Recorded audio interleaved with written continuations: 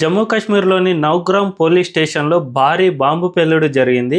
రీసెంట్గా ఫరీదాబాద్ మాడ్యూల్ను బస్ట్ చేసిన తర్వాత సీజ్ చేసిన 2900 కేజీల ఎక్స్ప్లోజివ్ మెటీరియల్ను ఈ పోలీస్ స్టేషన్లో దాచి ఉంచారు. దీన్ని ఫోరెన్సిక్ నిపుణులు తాజాగా వచ్చి పరిశీలన చేస్తున్న క్రమంలో ఇది ప్రమాదవశాత్తు పేలిపోయింది.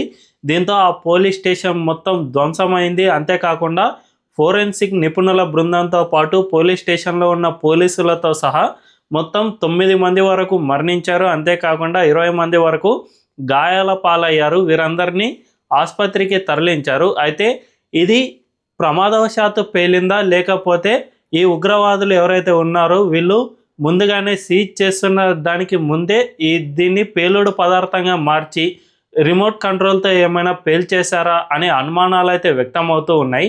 దీనిపై సమగ్ర దర్యాప్తు జరుపుతామని ఇప్పటికే జమ్మూ కాశ్మీర్ పోలీసులు ప్రకటించారు. అయితే ఈ ప్రమాదం ఒక హెచ్చరికను జారీ చేస్తుంది. ఇకపై ఎవరైనా పోలీసులు కానీ భద్రతా బలగాలు కానీ ఇలాంటి ఎక్స్ప్లోజివ్ మెటీరియల్ను సీజ్ చేసినప్పుడు ఖచ్చితంగా ప్రమాదం జరగకుండా అనేక జాగ్రత్తలు తీసుకోవాలని మాత్రం ఈ ప్రమాదం సూచిస్తోంది. మరి భద్రతా బలగాలు దీనిపై ఎలాంటి ప్రోటోకాల్ జారీ చేస్తాయి అండ్ ఒకవేళ ఇది కనుక పేలుడే అయితే ఎవరు దీనికి బాధ్యులు అనే దాన్ని ఖచ్చితంగా గుర్తించాల్సిన అవసరం ఎంతైనా ఉంది.